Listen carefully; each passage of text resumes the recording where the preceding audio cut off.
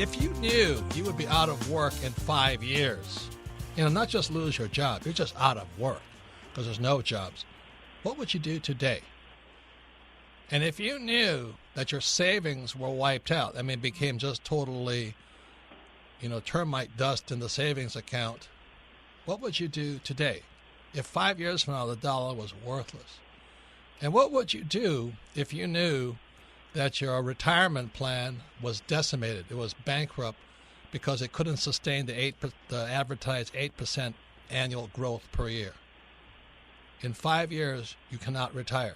What would you do today? And that's what this program is about, but not so much about those horrible subjects, but what might cause all of this. Some of you listening know that in 2002 I published a book, Rich Dad's Prophecy, and I said in 2016 the biggest crash would be coming. And on schedule, January 2016, the market tanked. And right now, our Fed is doing its best to prop it up, keep the illusion going. So today we're going to be going behind the scenes to figure out what's going on. And so it's very important show for you because you should start preparing today if, and it's a big if, what I think is going to happen happens. I don't know if you've ever been out of work, but it's not a good feeling. My poor dad, PhD, lost his job when he was 50 years old. He never got a job back because people don't need PhDs. I hate to tell people that. You don't need them, especially in education. So ladies and gentlemen, it's a very important show. Please stay tuned. So this is what this program's about, and it's about the U.S. dollar, probably one of the most corrupt financial instruments in the history of the world, depending how you look at it.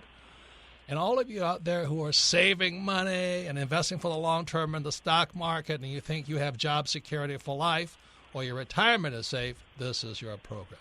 Any comments, Kim? Well, we've talked a lot about, there's a lot of things going on behind the scenes. And today's show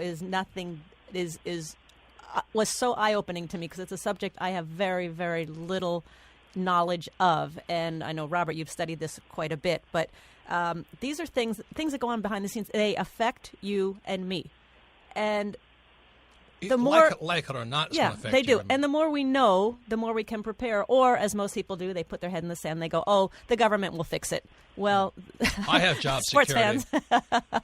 I don't think the government's going to fix it. Or my kids are getting a good education. I want to vomit every time I hear that. Yeah. So listen to this show because it really does affect you and me, and you can do something about it to prepare for it. So let me introduce our guests today. One is Matt Kirchhoff. He writes for Dow Theory. And it's a letter I subscribe to. And Matt is a research director, one of the smartest guys I know. He's one of those A students, which I wasn't. And he has a very insightful view of what's going on inside the economy, things that we cannot see, or should I say the markets. And Jerry Robinson is an investor, economist, and he writes for FTM, Follow the Money Daily. And he has written a book, Preparing for the Collapse of the Petrodollar System. So today we're going to be talking about the possible demise of not only the U.S. dollar, but the whole corrupt monetary system of the world. And some of you know this already, in 1971, Richard Nixon took the dollar off the gold standard. And those old enough to remember that, there was an oil shock in 1973 where we had to stand in line just to get oil. And everybody said, "Oh, oil is over." So with that, that's why the petrodollar system is so important, because in 1975, the U.S. cut a deal with Saudi Arabia because the dollar was now worthless. After Nixon took it off the gold standard, the dollar was now worthless. So Nixon cut a deal with Saudi Arabia and Kissinger, and they said from now on, the whole world must trade in oil in dollars. The petrodollar system, we went from gold to oil. Our noble president, Barack Obama, again, I'm not Republican or Democrat, was in Saudi Arabia on his knees, kissing a little butt out there.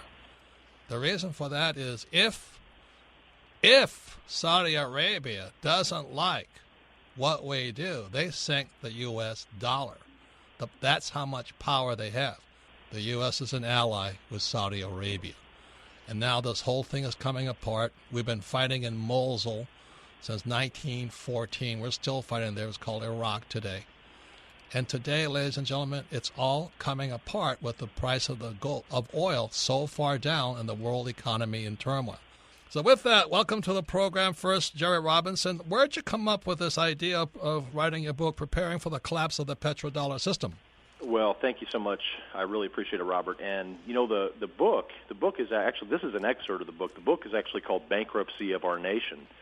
And it came out in 2009 originally. It's so funny, the publisher at the time, back in 2009, said that we couldn't call it Bankruptcy of America because it would be too controversial and that my theory was just too crazy. And, of course, now, you know, you see these Bankruptcy of America books everywhere. You know, now everybody's talking about it.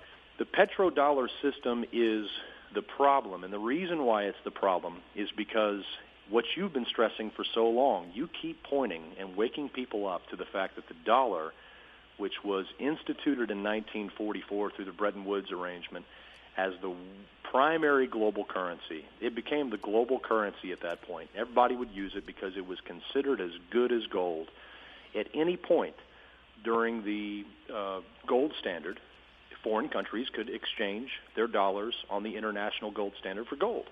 And so there was some sort of insurance there where if Washington went crazy, if they went off the rails, if they started spending too much money, if they became out of control, that governments had a plan B. They could take their money out of the dollar, move it back to gold on the international standard. As you well point out, that ended in 1971. And what the main problem with that, Robert, was the fact that every currency depends upon demand. And whenever the convertibility from dollars to gold ended in August of 1971, suddenly the globe started looking for an alternative. Nixon was a very bright guy, regardless of his antics, and Kissinger was a brilliant Secretary of State. And together, they came up with a way to shore up the demand, the lack of demand that now existed for the U.S. dollar.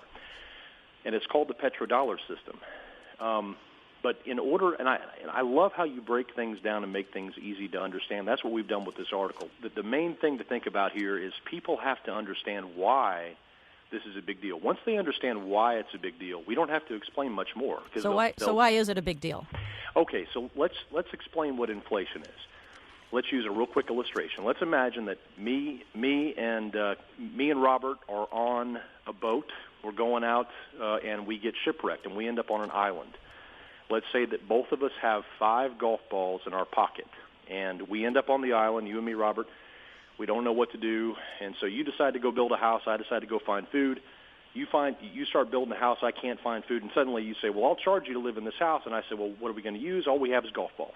So I say, how many do you want for the house? And you say, well, you got 5. I'll take 1, right? You couldn't ask me for 6. If you asked me for 6, you might be a little loony. I mean, I only have 5, and you know that.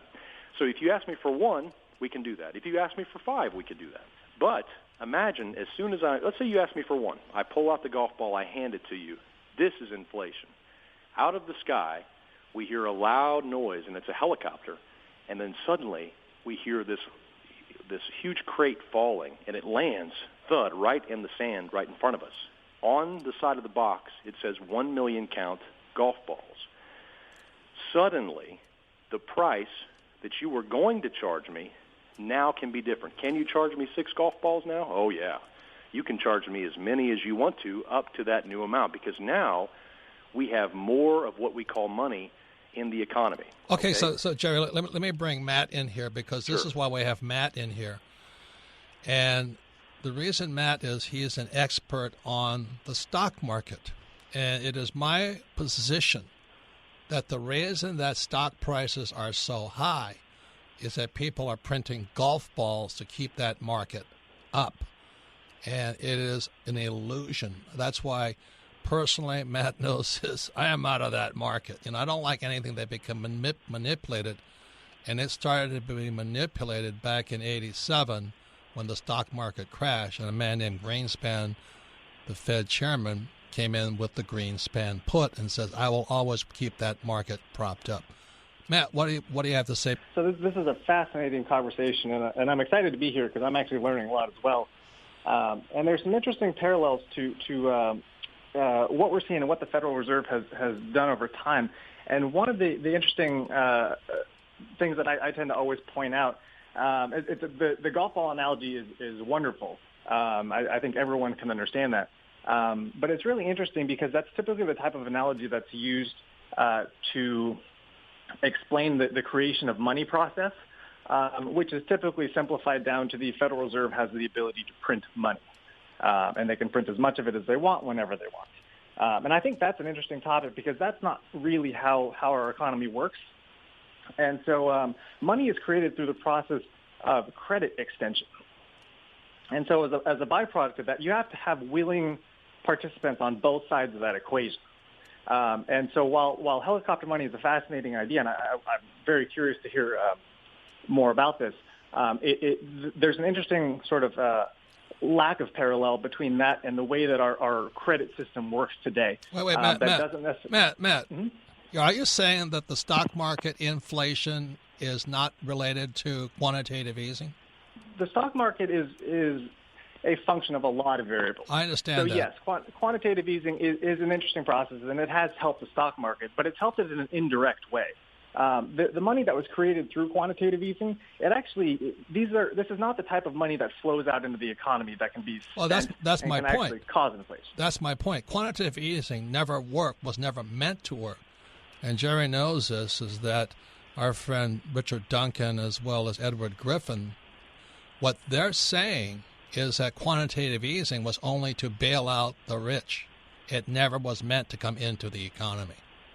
And that's why the stock market stays high, because our CEOs and all that who are in the stock buyback programs and investment programs, they're in that stock market keeping it up and then every so often when it crashes, money comes back in.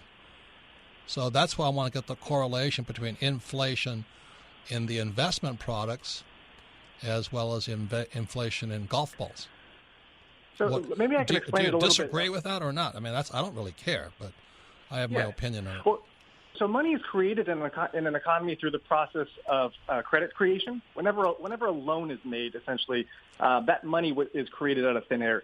And that's regardless of whether it happens at the commercial bank level or the margin accounts. Matt, you're not answering my question. Is the stock market propped up by printing money? My opinion, not completely. There's a number of factors, but Matt, it's not the only reason. Matt, earnings are going down and prices are going up of those bogus stocks. Well, so the value of any asset is a relative function. There's no such thing as an absolute value of everything. So when you look at the stock market values, you have to look at it in comparison to what's available.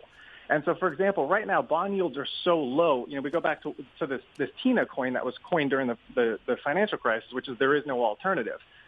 For most people, it's typically their investment decisions are either real estate, stocks, or bonds. As you well know, a lot of people have sort of issues with having a lot of investments in real estate. They just don't know how to do that very well. So typically they focus on stocks and bonds. And in the case where we're at, record low bond yields, the cost of money is probably one of the most critical inputs to asset values across the board. And so when the cost of money is this low, you're going to see a stock market stay elevated.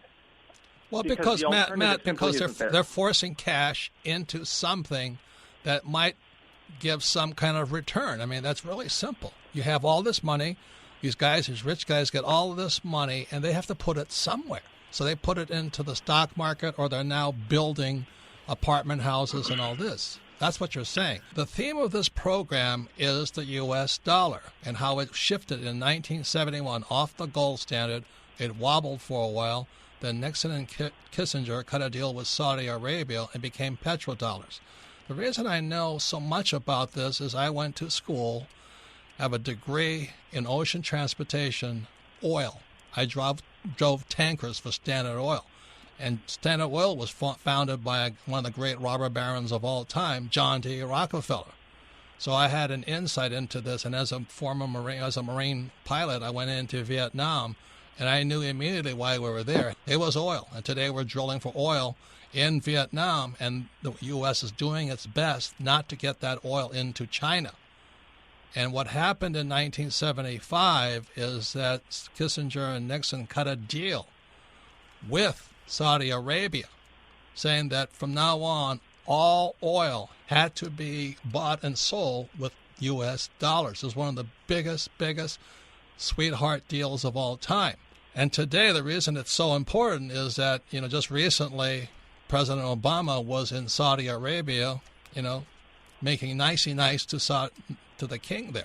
At the same time, a few months earlier, he snubbed Netanyahu of Israel.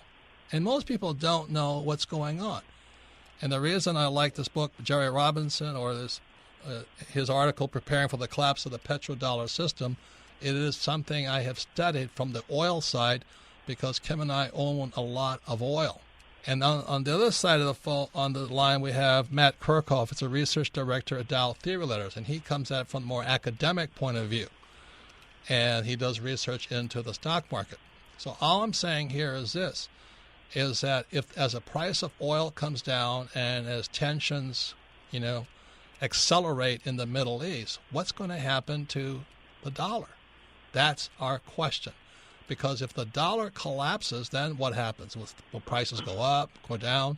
Will jobs be wiped out? Not that it'll happen, but I just want you to think that way. Kim, what do you want to say? Yeah, so Jerry, let me add, because this is where the lights went on for me. So Robert was saying in 73, this deal was struck with Saudi Arabia, that Saudi Arabia all was going to purchase oil using U.S. dollars. In exchange for them doing that, the United States were going to give weapons and protection of their oil fields from neighboring nations, including Israel, and the 75 all OPEC nations agreed to exchange in U.S. dollars for weapons and military protection. That blew me away. It's a very, very nasty deal, and we have the documents on our website, followthemoney.com. People can see them, they can download them. And you guys can download them from our site and share them. But, they're all there. The evidence is there. And what does that mean? Well, in essence, as you said, in 1973, the dollars for gold standard was obviously gone, and it was very unsustainable. Now, the reason why they brokered this deal, and I don't think that Kissinger and Nixon knew how good of a deal this was going to be. I think this was kind of a last-ditch effort. And it turned out to be unbelievable. It could have been mastermind, and maybe it was. But the main thing is that it worked. And so what happened, starting in 1973, is that every barrel of oil that came out of the ground of Saudi Arabia, no matter who wanted to buy it, whether it was Japan, who was extremely resource poor, or Brazil, or Canada, or anybody on the planet, if they wanted to do business with Saudi Arabia, now watch this, if they wanted to do business with Saudi Arabia and buy oil from them, they had to take their Japanese yen or their Brazilian real, and they had to convert it to U.S. dollars. Now, think about that for a minute. What happens when you convert one currency to another? You're creating an artificial demand for that currency that did not exist prior to that. And so what they did was they created an artificial demand. Now, suddenly, Japan, while they weren't necessarily going to hold dollars anymore because of the gold issue, now they had a reason to, because now they have to buy oil.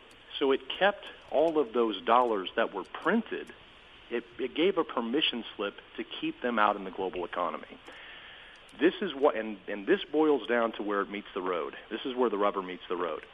This is what the average person doesn't understand, is that whenever the Fed prints money, like QE1, QE2, QE3, the reason that they can get away with that is because we have a permission slip to print money, because there is a artificial demand that exists globally for the dollar. How come?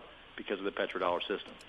So if Saudi Arabia becomes upset with us, right, or if these other oil-producing nations in OPEC become upset with us, what they can do is say, we're going to accept dollars and yuan, or dollars and euros, dollars and gold. And what that does is it puts the Federal Reserve in a panic, because suddenly now there is choice. Suddenly now the Fed does not have this unbelievable, never-ending permission slip to print money, because remember what inflation is. Inflation is when the money is printed. It happens when the golf balls fall out of the sky and land on the ground. That in that illustration we gave in the last segment, when Robert and I were on the island, nothing became more valuable because that crate of golf balls fell in the sand. The only reason that it went up was because now there was more money. And that's the whole point. You cannot have a $1 billion house in a $1 million economy. So the more they print, the more asset prices can rise. And that's why, if you guys have listened to Rich Dad, and Rich Dad, Poor Dad, the book, which came out in 1997, I said your house is not an asset, savers are losers, and the rich don't work for money. It's all about oil. That's and right. To keep this artificial market, to make sure that everybody trades in oil in dollars. Now, why did they attack Saddam? And that's what Jerry said. I think you said in the year 2000. September 24th, 2000, Saddam emerges from a meeting with his advisors, and they decide to move from selling dollars in oil to to selling oil in euros. And just a few years later, he's hanging from a noose. Yep. North Korea doesn't take dollars. Venezuela does dollars, but they've been off and on. Iran is now accepting dollars, and now suddenly they're our buddies. People don't understand that America is an empire. It doesn't have friends; it has subjects. Another thing to know is that was a guy named Gaddafi. Remember him? He was trying to set up an exchange in dinar, and he got taken out. He got taken out too. And once again, our guest star, Matt Kirchhoff. He's the research director at Dow Theory Letters. Fabulous report. I get it all the time. And Jerry Robinson, who's an economist, investor, and the host of FTM, Follow the Money Daily. So, Kim, what do you want to say? So what you're saying, Jerry, and what you're saying, Robert, is if these countries stop accepting U.S. dollars for oil and start trading in others, then the demand for U.S. dollars goes down, which means the cost of your loaf of bread, of your clothes, of your home, of your fuel are going to skyrocket. Is that what you're saying? If that happens. You nailed it, because all those dollars that were printed because of the petrodollar system artificially now have to find a home. And if you look at the dollar bill, it tells you who owns it. It's the Federal Reserve. And so it's going to come right back to the point of origin, which is here. And what are we going to do with all those dollars? So this is why the other day, whenever the king of Saudi Arabia conveyed through one of his foreign ministers to the Congress, that if the Congress passes a bill that provides any kind of transparency on Saudi Arabia's role in 9/11, that they will dump $750 billion of U.S. debt securities. Translate that to say they are going to dump the dollar. And so that's why that came out in March.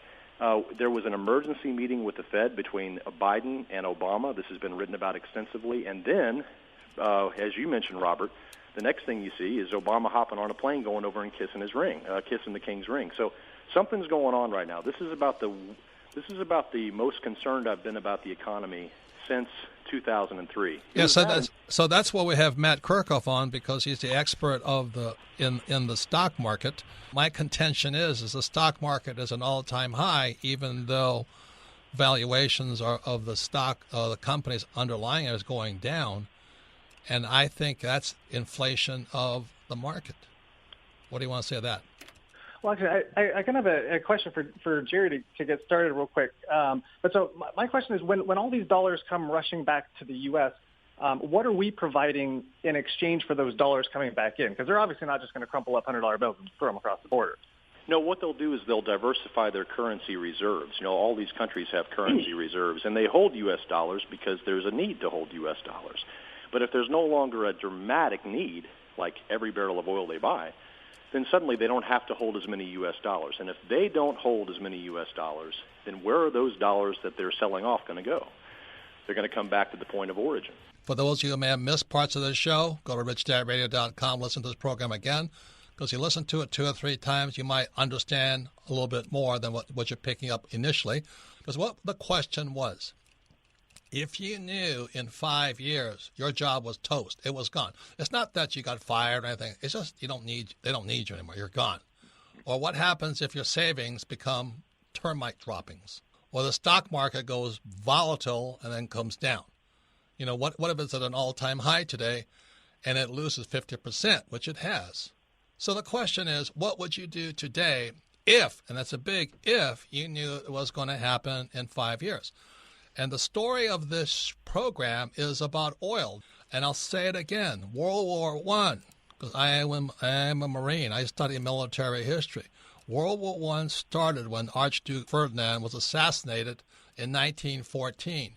On that day, the very same day, England cut a deal with the rest of the world that they got Mosul. Today it's called Iraq. Back then it was called Mesopotamia. Suddenly we had all of these sheiks and these people living in the desert. They were like Jed Clampett of the Beverly Hillbillies. This, they fired around. Occidental Petroleum rolled in there. Standard Oil, Rockefeller rolled in there. And suddenly these Arabs became very, very rich. The story of today's program is from Jerry Robinson, is that after 1971, the United States was spending too much money. We were consumers. So what happened is Nixon took the dollar off the gold standard, just said adios. The dollar went into questioning and was a brilliant play. Kissinger and Nixon cut a deal with Saudi Arabia, Jed Clampetts of the world.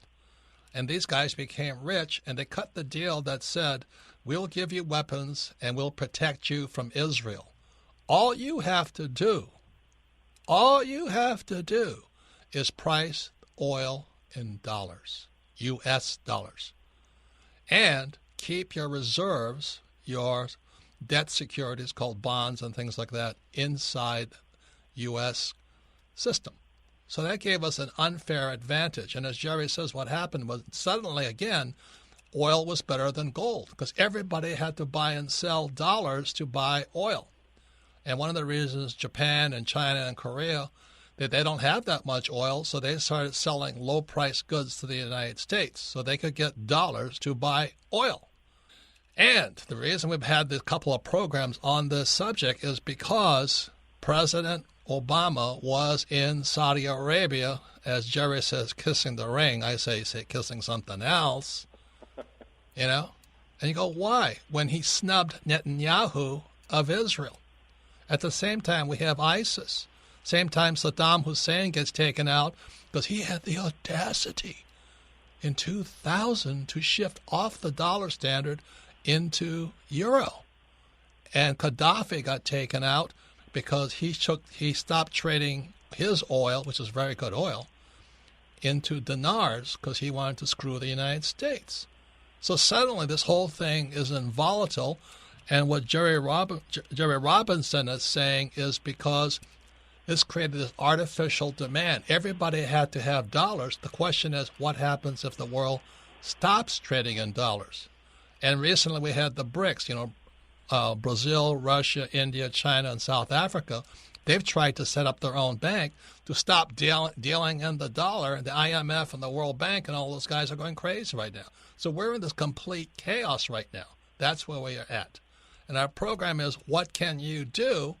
And get educated. I'm not saying we're right. I'm saying wrong. We're not saying anything's going to happen, but something's going to change.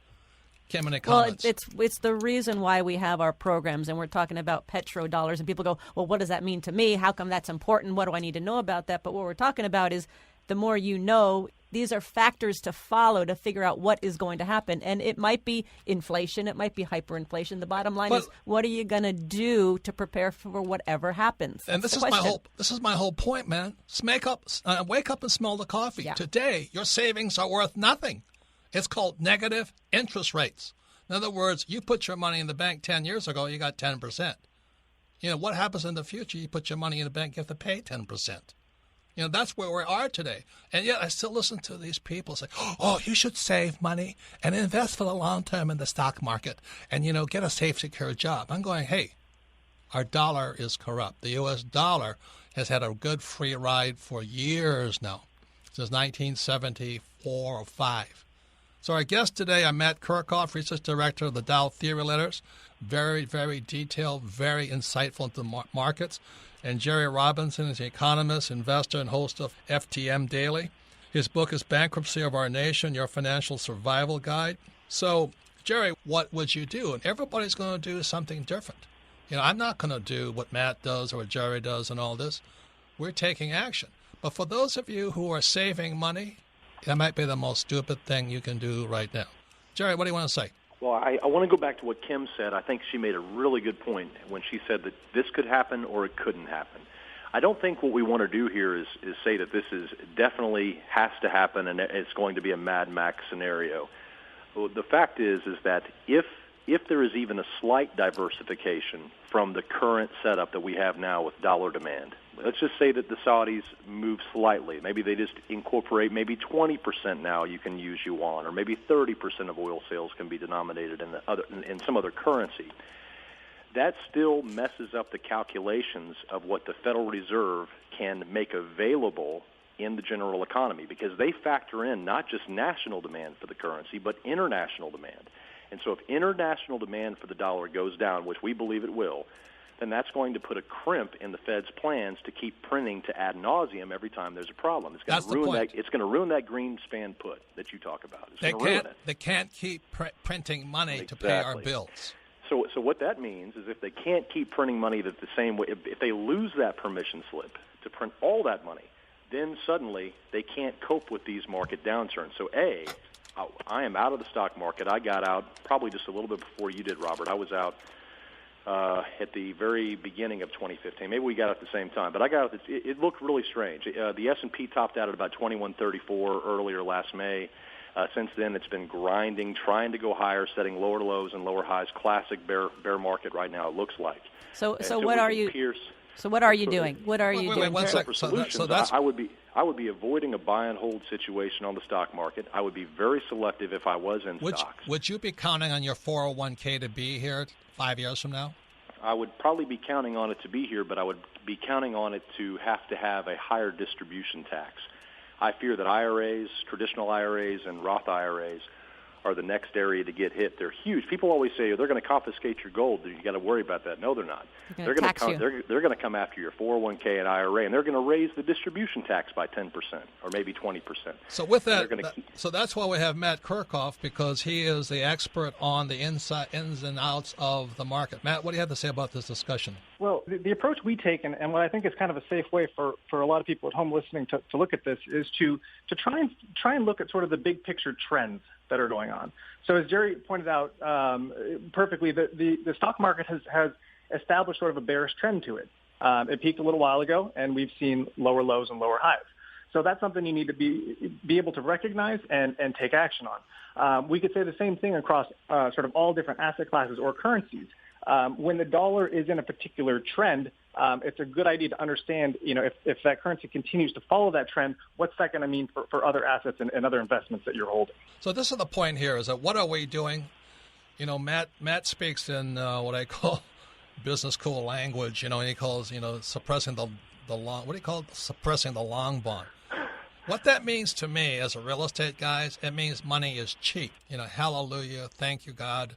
I love you madly, because Kim and I remember when we had to borrow at 12%. So that's what I think you mean by you suppressing the long bond or something like that. You nailed it. Yeah. Cheap money. Money is cheap. On top of that, the people that are saving money, Japan just one more time increased how much you have to pay to keep your money in the bank. And so today, that means you have to pay money to keep your money in the bank.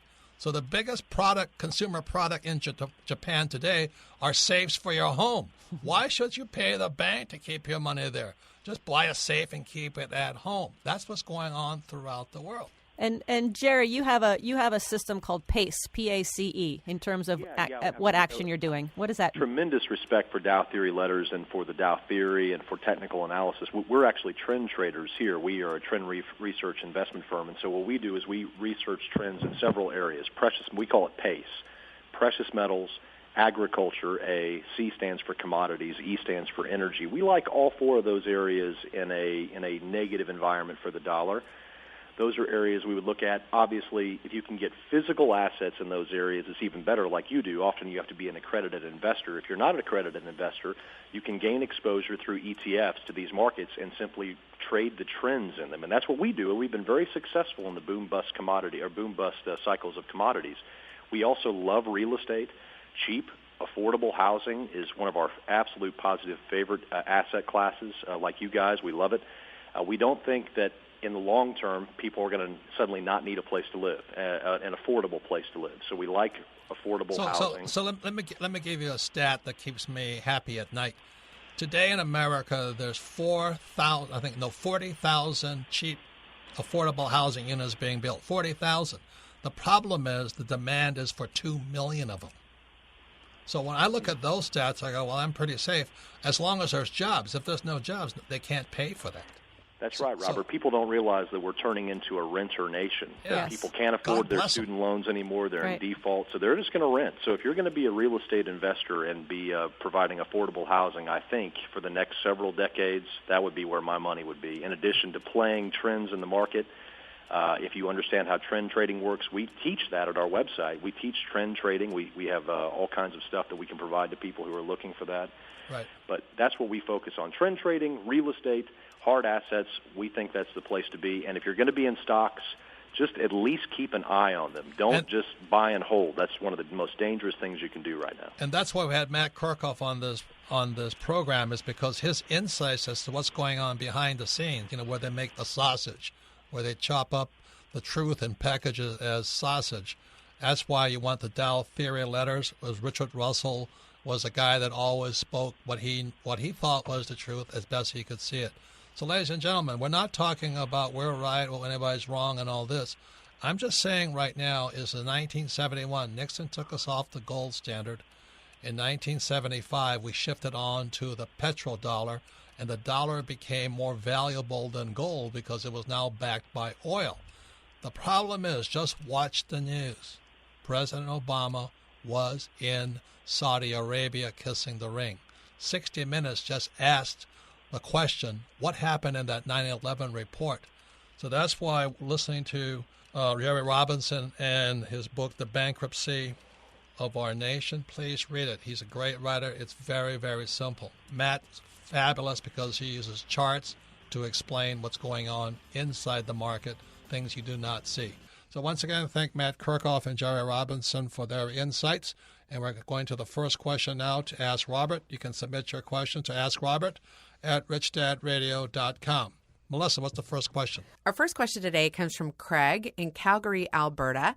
Favorite book, Unfair Advantage. His question is this: there is always some greedy reason for government policy. What are your thoughts on TPP?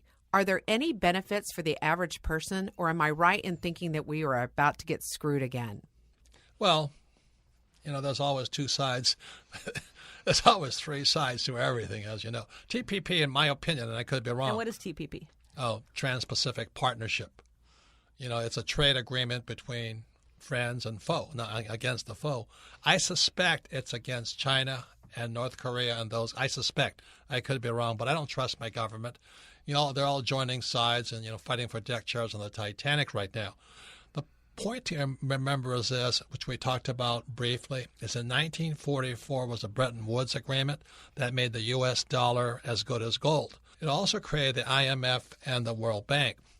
There's always three sides to a coin: heads, tails, and the edge. On the other side of the coin, going against the IMF and the World Bank, is BRICS: Brazil, Russia, India, China, and South Africa. Those guys don't like the deal they're getting, so they formed a BRICS bank. And they want to go against the IMF and the World Bank. And I think TPP is more about that. So Brazil, Russia, India, China, and South Africa are getting the short end of the stick, so they're going to form their own bank. But this goes back to the whole story that it all goes back to oil. Oil, I think, is a dying commodity. I think solar will take over and alternatives will take over. But for now, there's going to be hell to pay. So the question is, what is TPP? I think is another time to secure a deck chair on the Titanic before it goes down. Any comments, Kim? Well, I just, the thing that just jumped out at me, you're talking about government policy, and there's so much we don't know what goes on behind the scenes. And I got to say again that the eye-opener for me in this show was that in 1973, the U.S. and Saudi Arabia cut a deal saying that all Saudi oil would be bought, purchased in U.S. dollars, and in exchange, the U.S. was going to supply weapons and protection of Saudi oil fields from neighboring nations. And then all of OPEC agreed to do this. Yeah, because they were afraid of Israel, because Israel will come in and take their oil. That's what they're afraid of. So Israel, if you think the U.S. is a friend of Israel, I think you better think again. That's why Obama snubbing Netanyahu last year and just recently going over to Saudi Arabia to kiss the ring. I think that's action speaks louder than words. Think for yourself right now. Think for yourself. Next question, Melissa. Our next question comes from Alexander in Germany. Favorite book, Rich Dad, Poor Dad. He says, I'm going to start my education in entrepreneurship to start my own business abroad, but I have to borrow money to take this step. Is it worth doing? My intuition is telling me this is a good decision. Well, it's not the money you spend. The question is, do you use your education? And as you can tell, Matt Kirchhoff is a really good friend of mine, but he went to traditional business school, and what they teach them is ancient history about markets. They have most guys that go to business school, their feet aren't on the ground. They live someplace in the air. You know, there's Jared Robinson, when he talks about investing, he talks about things that come from the soil, products, and, oil, stuff like this. So there's always different philosophies. The most important thing is, will you use your education? That's the question. If you use it, it's worth it. And by the way, Rich Dad does have programs for people who want to be entrepreneurs, and we have a whole online programs for people who do not want to be employees, working for a living, saving money, getting out of debt, and investing for the long term in the stock market. So Rich Dad also has programs. A lot of people have programs. Take your pick. But the most important thing is the reason most people don't use their education is because they teach you in school not to make mistakes. Do you know how stupid that is? You have any idea how stupid that is? How are you going to learn anything if you don't make mistakes? In school, the person that makes the most mistakes is stupid. In the real world, the person that makes most mistakes and learn from them is called successful. Comments, Kim? Well, Alexander says he's going to borrow money to take this step. My question is, what are you borrowing the money for? That's all. What are you borrowing the money? You're saying if it's traditional school, waste of time if you want to learn entrepreneurship, because I still to this day don't know any school that teaches anything about entrepreneurship, because the way you learn entrepreneurship is two ways. You go out there and you do it and you start, and you and I, Robert, have started many companies with no money at all, or you find a mentor who's doing what you want to do and you go study with them. Yeah. And ideally for free, and learn from them. So that would be my advice. Yeah. That's the question is really up to you, but congratulations for thinking about it. Next question, Melissa. Our next question comes from Bren in Australia. Favorite book, Rich Dad, Poor Dad. We can see governments around the world trying to manipulate the markets by policies, like printing monies and bailout. Do you think they can keep on using these tactics to save our world economies? Well, that's the whole point of this program. Again, 1944, let me give you the dates because I'm a history buff. I know Matt Kirchhoff disagrees with all this, but in 1944, the Bretton Woods Agreement, 44 nations got together and they said, hey, let's pass the torch to America. See, before 1944, the reserve currency of the world was England.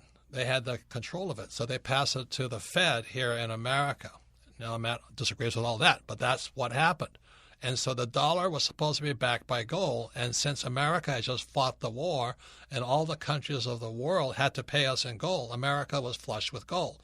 The problem was America spends on welfare and warfare. We started spending too much money, and our gold supply got depleted. So that's why in 71, Nixon just says, oh, by the way, we closed the gold window. It means the dollar is no longer backed by gold. If you can understand that, and then it went to the petrodollar, a formal agreement by 1975. And again, the thing to understand here is that as long as oil is traded in dollars, America has hegemony. We have an unfair advantage throughout the world. That means China has to sell us cheap products so they can buy oil. Japan has to sell us cheap products so they can buy oil. Germany has to sell us their products so they can buy oil. But in 2000, old Saddam Hussein had the bright idea. He says, I'm tired of this. I'm going to, trade in euros because a euro is a new currency. It just came out. Naturally, Saddam is dead today. And then there was Gaddafi who said, I like that idea. I think I'll trade in dinars. Gaddafi is dead today. Now, if you can understand that, you understand world economic history, not that stuff they teach you in school. That's the real economics. If you don't play by the rules of the U.S. government trying to keep the U.S. dollar, the reserve currency of oil, you don't understand economics. The word CIA stands for Capitalism's Invisible Army. You don't play the game, you're taken out. Next question, Melissa. Our next question comes from Hayward in Michigan. Favorite book, Rich Dad, Poor Dad. He says, what are your suggestions for someone entering investment banking with one of the top financial institutions in the country in the midst of the impending 2016 crash? I would say more power to you, wouldn't you say, Kim? Yeah, that's a pretty gutsy move, I think. Yeah, you have to be pretty smart to get hired, by those guys. They'll work you to death because you're a sister's son. Yeah, my nephew took one of those jobs early as an intern, and they worked him to death. I mean, they worked him so many hours, and there was like 5 of these young men, and they worked and worked and worked, and the bosses got all the credit, and they got no credit, but they worked 18-hour days. Yeah, and I saw this guy. He was just haggard. Young guy, 20-something years old, great college education and all that. He said, I never worked so hard. I said, well, it'll pay off for the rest of your life. And that's what Andrew said. Andrew said, I'm going to stick with this. I'm going to stick with this because I'm getting the best education possible. Yeah, so congratulations. But also remember, there was a guy named David Stockman who wrote a book called The Great Deformation. He's been on our program. He was Reagan's budget director. But he also, I believe, it could be wrong, worked for Salomon Brothers. And working for the government and then working for Salomon Brothers is how he saw the whole scam coming apart. So that's why Stockman, who everybody, just idolizes Reagan, and most people think he's the greatest guy on earth. Reagan wasn't that great a president, but his reputation is because he played games with the banks who played the game. The point here is this: if you can get behind the scenes and see as much as you can, do it. Is what priceless education for you. For me, like I said, my college degree is ocean transportation, oil. I understand oil. And once I understood oil, I could see the world economy. And that's why the economics they teach you in school is a bunch of BS, blue sky. It has nothing to do with the real economy. So, Kim, let's close the show up. I think we've ruffled enough feathers. We've ruffled a few feathers. Bren asked an earlier question about, are they going to keep, propping the government up, propping the economy up and all of this, and how long is it going to go on? Don't you think that so many of these people coming out now, all of these experts that we talked to about, the impending petrodollar crash and the system crashing from all these from economics, isn't it because it should have crashed by now? Because, a long time ago. Yeah. And now all these people are coming out. It should have crashed by now, but they keep propping it up so it doesn't crash. So I just think somewhere down the road, they're going to not be able to prop it up. And that's why we have Matt Kirchhoff on, because he really doesn't believe it's propped up by quantitative easing. He disagrees with that. And that's why we have him on this program. So I'm not saying one is right or wrong. What I'm saying is listen to all points of view. There's more and more people coming onto the Rich Dad bandwagon. Remember in 1997 when Rich Dad was printed, I said your house is not an asset, savers are losers.